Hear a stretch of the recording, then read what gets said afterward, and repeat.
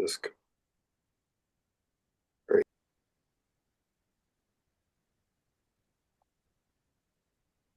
Hello, everybody. Hello, Rod. Nice to see you. It's been a little while since the organizing group days. Sure. So I'll maybe start by touching on the purpose of this office hour.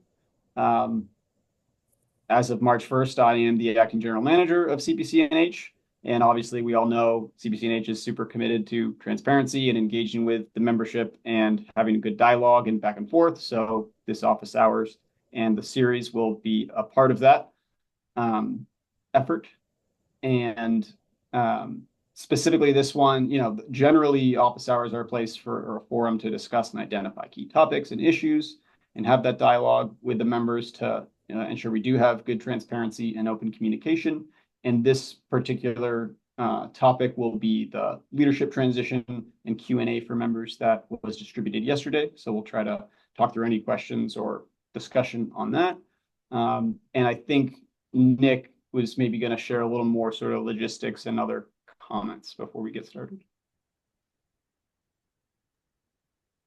Sure. So just introducing myself, I'm Nick Gosling, Customer Experience and Communications Manager.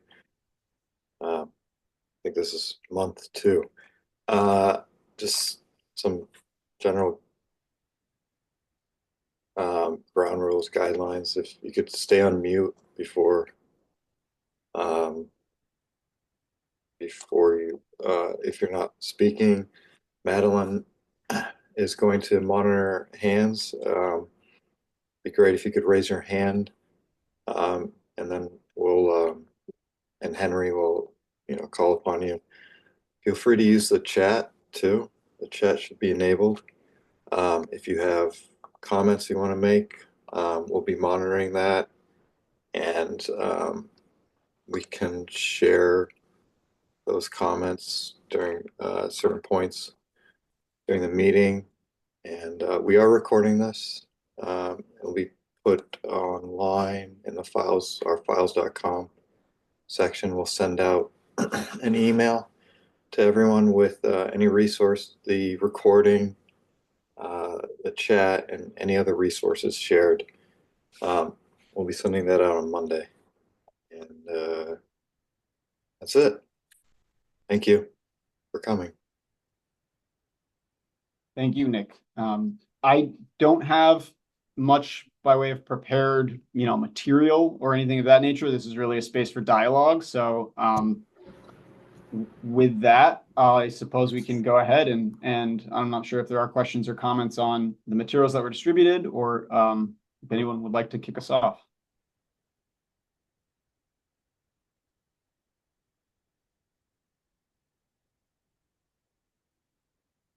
Maybe I'll start by asking the question, do folks feel that they are getting information that they think will be useful in communicating with their communities, committees, governing bodies? Craig, I don't want to pick on you, but you're on camera, and I know you have engaged with your Board of Selectmen, and they have some questions, and we've had a little bit of discussion on that. Yeah, I was just I was looking for the raise my hand icon. I couldn't find it.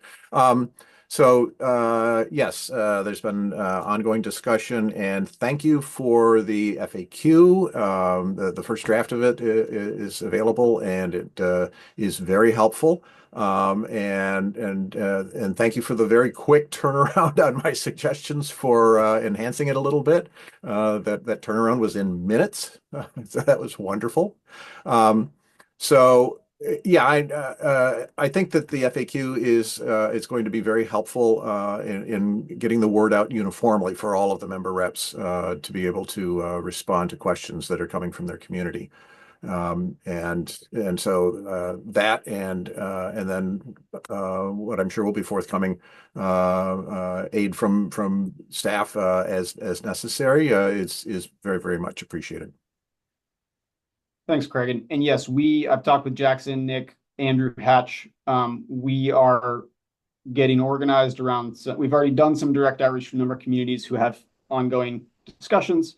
And we're going to reach out to all 70 members and make sure that they're aware that we're available to speak with them or to attend a committee meeting or to attend a governing body meeting, board of selectmen, or what have you, and organize all of that. So this is part of our sort of broader communications plan during this period.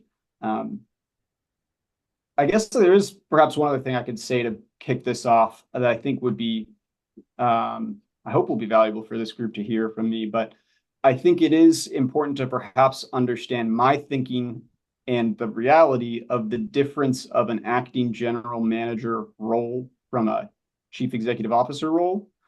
And I'll maybe just speak briefly about that. But really, the role I have played at CPCNH and am playing right now at CPCNH is a role to help facilitate and coordinate different staff and vendors sort of horizontally, and also be a liaison to the board now. And not necessarily, and certainly not actually, to be the technical expert who is responsible for core commodity risk management functions of the organization, decisions, or the technical work on modeling our costs or forecasting our load or recommending rates or some of those other nitty-gritty risk management functions, which we have very capable people. Samuel Golding with Community Choice Partners, Ascend Analytics, the folks at Calpine. We've got really good people on the accounting team at EcoCFO. So there's a lot of really good technical staff and vendor and personnel support at CPCNH. So I think there is this important difference just to observe of sort of a coordinating and communicating and managing role that is different from holding the responsibilities. And explicitly, when the board appointed me to the acting general manager role, they omitted from my duties under the joint powers agreement and associated contracts and policies the enterprise risk management policy duties of the CEO. So those are responsibilities that are actually currently retained by Clifton as the board chair, some of the CEO duties under the risk management policies. So I hope that maybe is helpful for folks to hear me talk through that a little bit.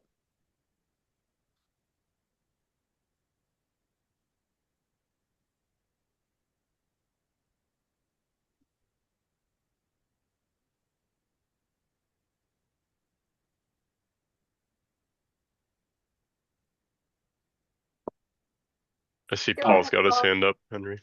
Yeah, Paul. Yeah, I just wanted to say a couple things and then follow up with a question. First of all, I think the FAQs were great. Do appreciate that. It got us deeper into the weeds, but not so deep that no one could understand them. So I duly appreciate that effort. I also want to publicly state the town of Stratham's support for Henry in this interim role. We've dealt with Henry right from the beginning of our efforts, and he's instilled a level of confidence that I'm sure he's going to then share and permeate through the organization during this interim period. So I think we're all good in terms of where the organization is right now. The FAQ did, though, present some action plan items, particularly in, as I recall, policy enforcement or revision. Can someone elaborate a little bit more where that's at? Where is it going? One of my fears is that we have very good policies and very comprehensive policies, but when you have something that complex, sometimes ambiguities run in to it, and that's what led to possibly the issues that presented itself lately. And or one policy could be interpreted one way and then it conflicts with another policy that's interpreted another way. So with that specter, in terms of where the policies are going to be melded into a better form going forward, can someone elaborate on that? Yeah, I'll take a stab at that. From my perspective, CPCNH has good policies for rates, reserves, risk management, and the associated regulations.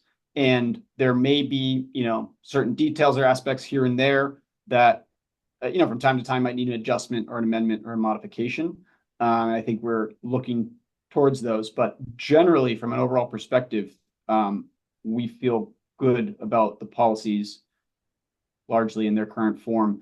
There is sort of at an operational level, a lot of work occurring in real time over the past couple of weeks and month or so, and that will unfold over the coming weeks, sort of a staff personnel operational level. We talked a little bit about sort of restructuring business operations, but what that really means is there's like the nitty gritty in the background of Calpine is a market participant with ISO New England, is our load serving entity. And they are also a retail data counterparty to the utilities, absorbing all of the billing, customer usage, retail data. So they have wholesale data, they have retail data.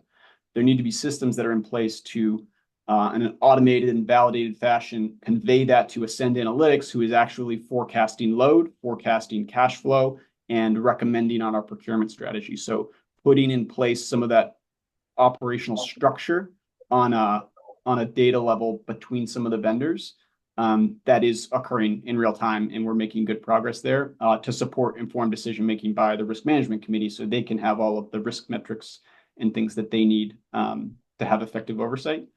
And then I think there's general like other policy development to be done. Like we do want to get to a place of custom innovative rates for large commercial customers. We have an annual rate. We could have contracts or policies for that. Sometimes when you're dealing with certain large customers, you want to make sure there's clarity on credit and collections policy, things of that nature. And so and then a number of other policies to be developed. I'll just close by noting part of my scope and job description is development of a business process manual to detail the standard operating procedures of the organization. So, the member services team from join, plan, launch, operate is moving through all these workflows, the electric aggregation plan, the Public Utility Commission, the marketing and engagement, and the mailing of enrollment letters. And there are workflows in power resources and how do we buy power? When does the hedge memo come into the committee? Who approves what? When is it acted upon? And everything in between. You could go down the list on all the departments. But what will be helpful, I think, during this period of transition for the organization and just generally moving forward is to have very great clarity of which staff and personnel are responsible for what and in which ways. So it's clear at a operational level and to the board, and we just all have better insight into what's functioning and what might need improvement.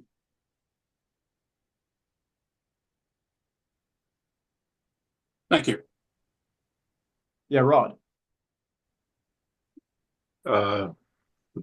Speaking from Walpole, those of us who are in the footprint of Liberty Utilities, a Canadian supplier, have we heard anything from them about their thoughts and possible reactions to some of the tariff issues going on? That's a good question. All I know is a little bit of what I've heard in the news and chatted about recently with the tariffs, and I think it is a serious consideration, and I think it would be good for, again, the Power Resources team and maybe Risk Management Committee to ask that question. What will the impact be? I mean, I think the impact will likely be perhaps equal across the market, so not to disadvantage CPCNH or Liberty or any one supplier. I think Clifton has a comment on this. Yeah, with regard to Liberty, they're unlike Eversource, which actually proposed the cost shifting.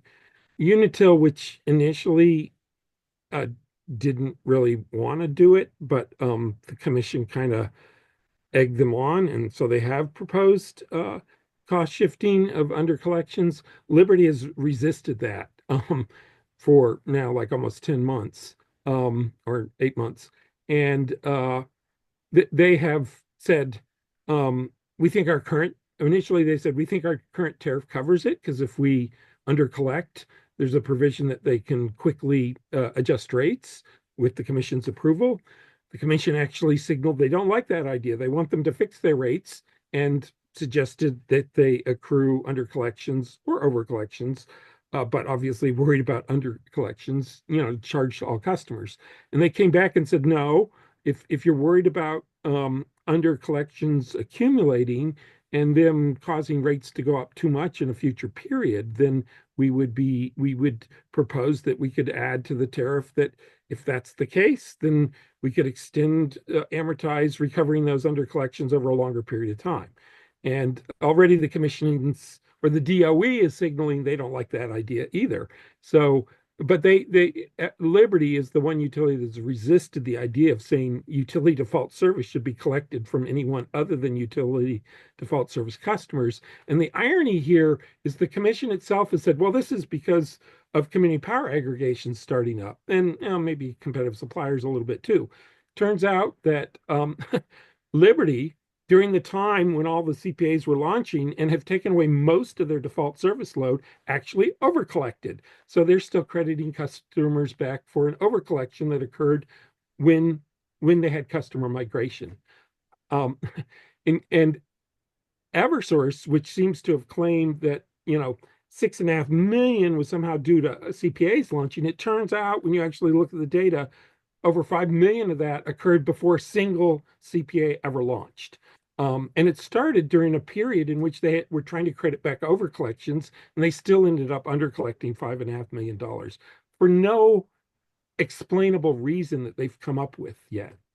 It's just very, very odd. It makes you wonder that maybe Eversource has got some problem with their billing and load settlement system. And I'm sorry, Brad, it sounds like maybe I misinterpreted your question by referring to the national tariffs or the Canadian tariffs. Yeah, I was thinking, well, and maybe I misinterpreted it too. Let's go back to what the question was. I was referring to the utility tariff and the cost shifting that's been proposed for utility default service. I was actually referring to the international tariffs okay. between feds and Canada, but what you just said was very insightful, and so I'm glad you brought that up. Okay.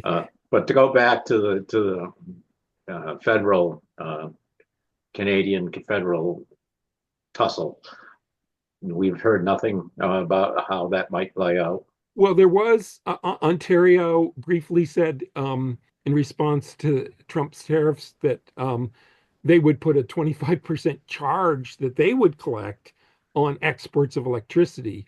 But then, Trump escalated and said he was going to do all these things, 200% tariff, and they backed off.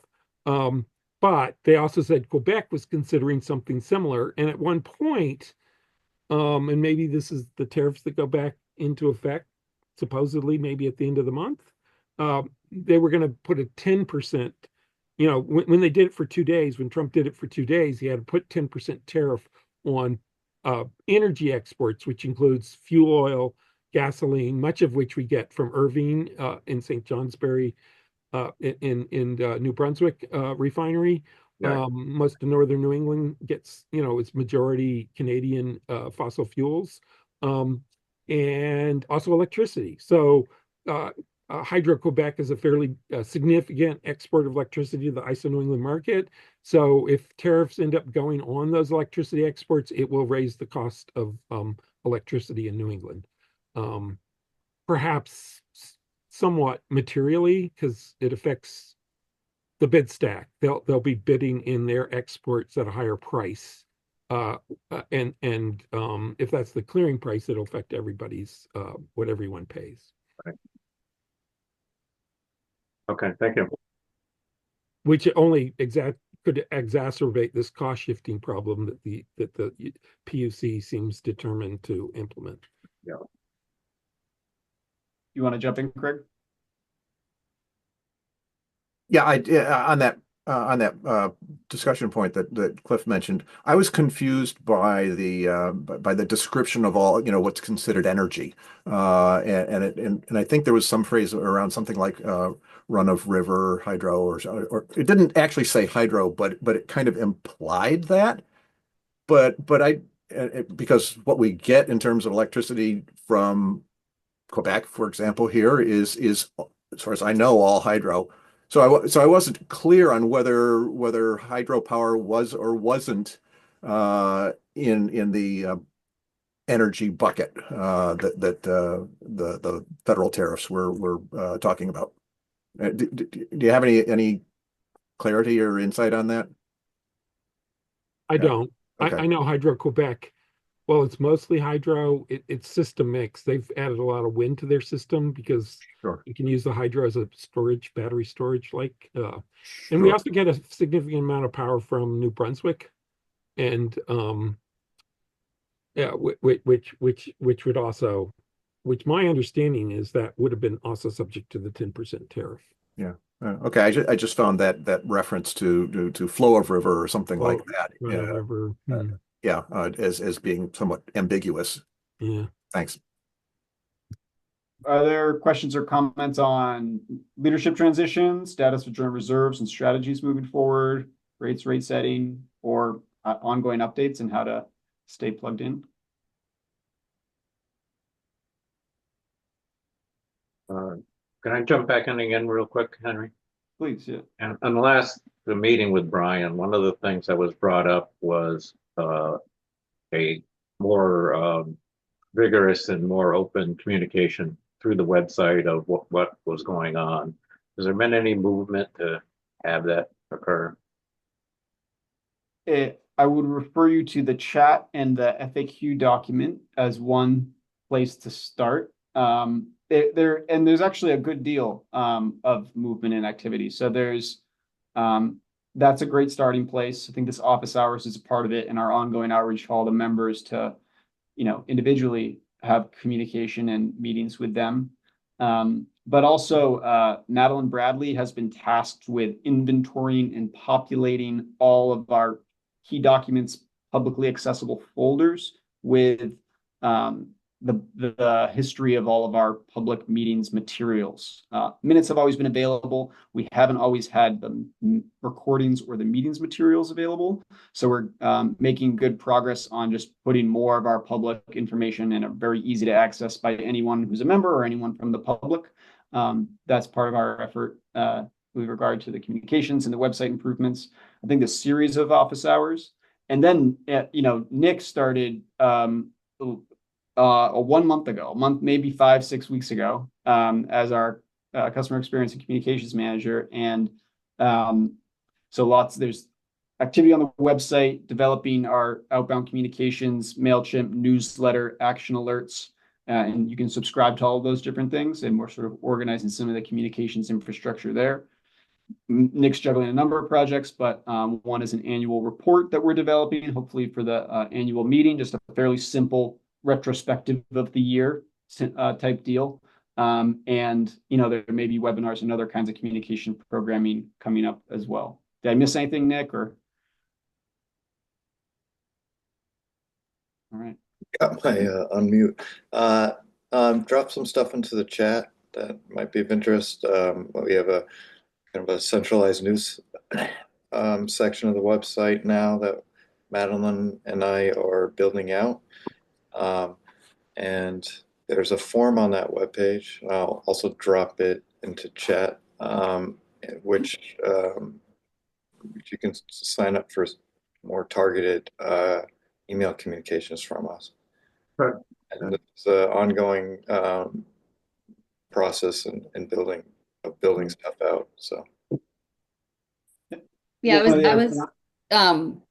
sorry. I was gonna Go ahead, Lisa. I was gonna also echo that since Nick's come on board for the first time, we have a in that opt-in to communications form that he put in the chat, customers can opt in for rate change alerts, which is great because it's hard to communicate that. Like we tell our select board, we post it on our website whenever we change the rate, but it's really nice that now customers can go right to the website, opt in for a rate change alert. And then I think Nick is also getting a quarterly newsletter out. And I know we have quarterly newsletters that have come out like once or twice a year, and now they're actually going to come out quarterly, which is going to be really exciting. And I'm looking forward to that. And then also we track all the product options by month in the opt reports.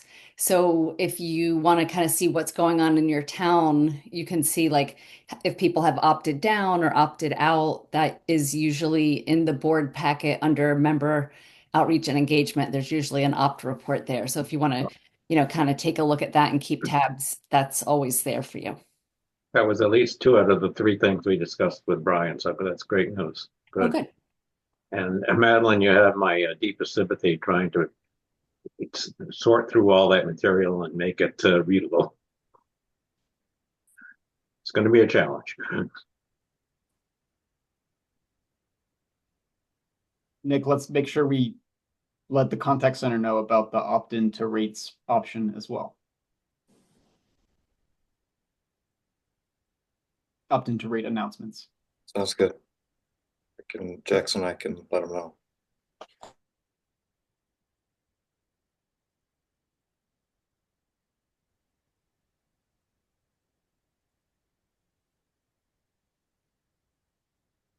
I have, I guess, other news I could share in that there's at least 5 towns this week have adopted community power at town meeting. I believe that is Canaan, Sunapee, Bedford, Shelburne.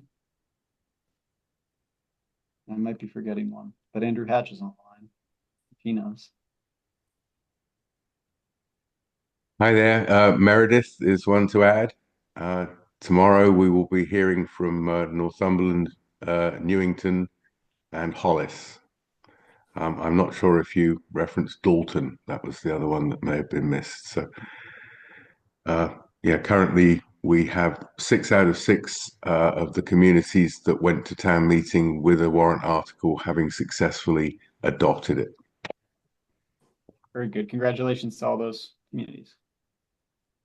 I can add that the town of Ringe had a question that passed to join Cheshire Community Power, but it wasn't, the motion that we have. So it has to go to the Board of Selectmen now.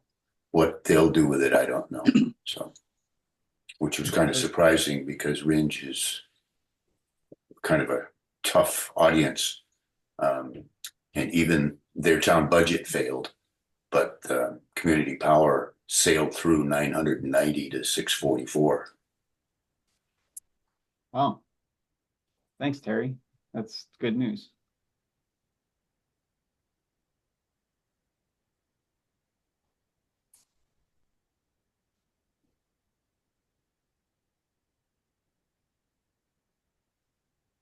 Well, we don't need to keep you longer than we need. Are there other comments or questions, other things that folks would like to touch on? I guess I'll maybe flag, we have our annual membership meeting, which is scheduled for April 24th in Concord at Primex, 10 a.m. And that'll go through lunch, and there will be lunch, and then the board meeting after lunch. So hope members attend that meeting, participate in the electing of the new board for the next year. And what else? At Randolph, we got really great comments from the people in the audience about how wonderful it is to be on CPCNH. Awesome.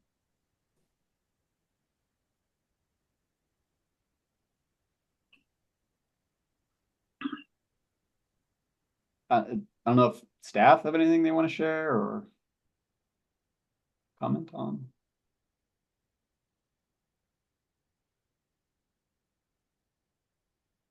Hearing none. Go ahead, Andrew. Yeah, no, I was just going to say, obviously, we are continuing to receive a fairly good number of inquiries about community power, and the conversations are still very positive.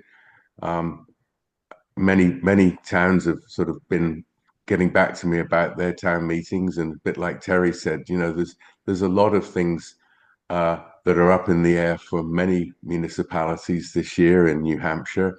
There's a lot of changes, a lot of concern about effects on town budgets for grants and available monies from federal sources and things. So, we all have to bear in mind that there's an awful lot of things for people's attention to be turned, and we're going to continue to make sure that our communications with our members and other potential communities are improved and very proactive. So I'm working hard with Jackson to make that a reality.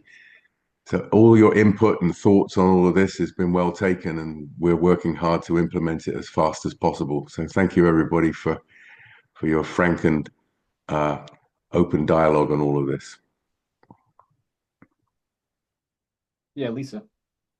Yeah, I just want to say thank you for opening the door, and inviting everybody in just for information or questions. I've learned a lot, as I always do, from our other members, and so I just really appreciate that opportunity. Thanks, Lisa.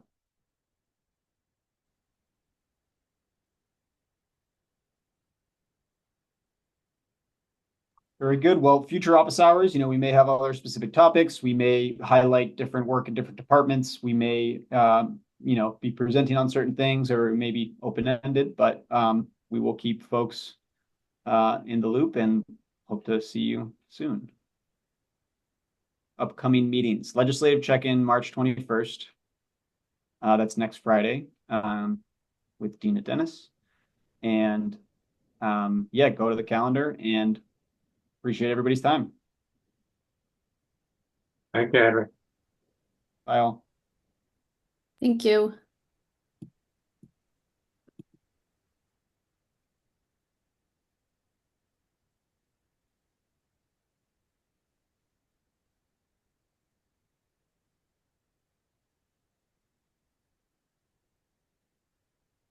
I thought you retired, Rod.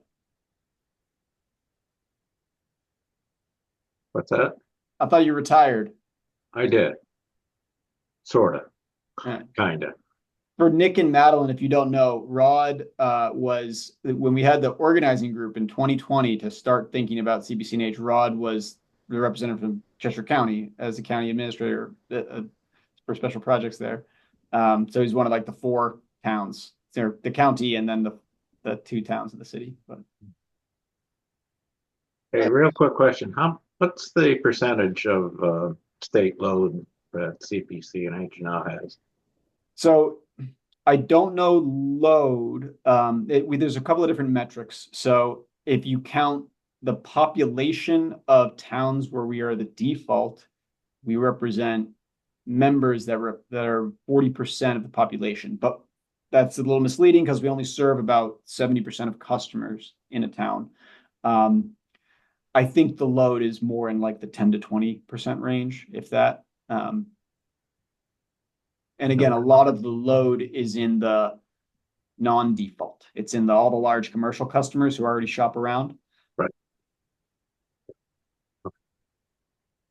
All right. Well, thanks again. I was just checking out the chats here, just trying to see what the download.